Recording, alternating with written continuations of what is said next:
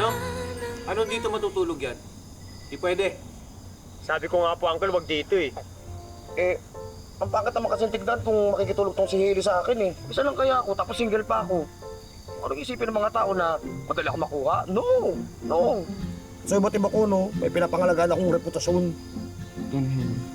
Dito ka na magpalipas ng gabi. Thank you po, tita. Hoy, Isay. Anong dito matutulog?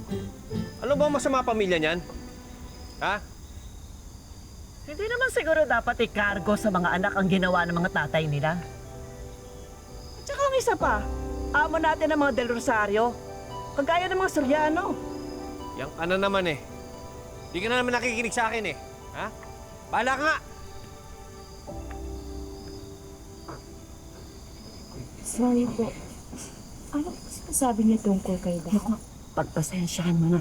Kanina pa umiinom yan eh. Kay Aris, ihanda mo na yung matutulugan ni Hailey. O titayin pa. Alam mo ako maghanda. Ikaw ang dalit. Sige na, anak. Tamad.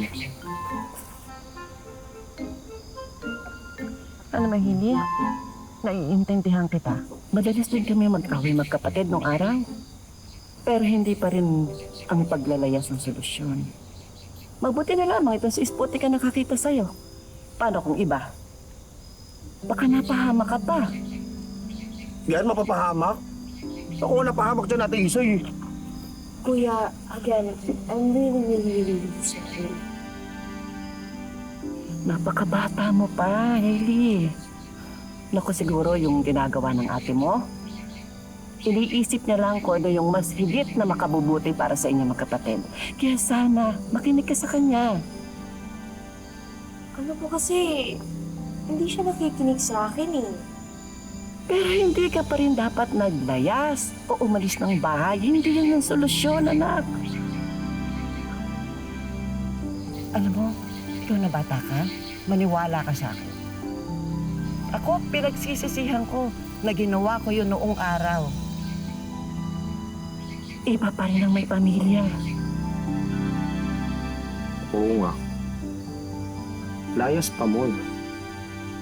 Saka pa, Nagkusing.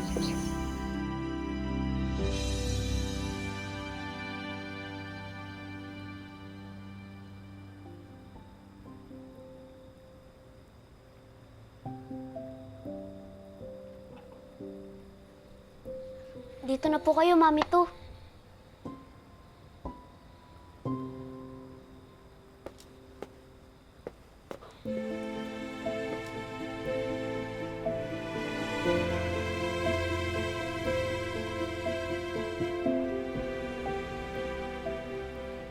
Pray po muna tayo.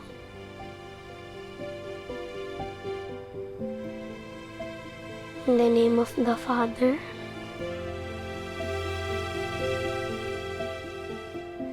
and of the Son, and of the Holy Spirit. Amen.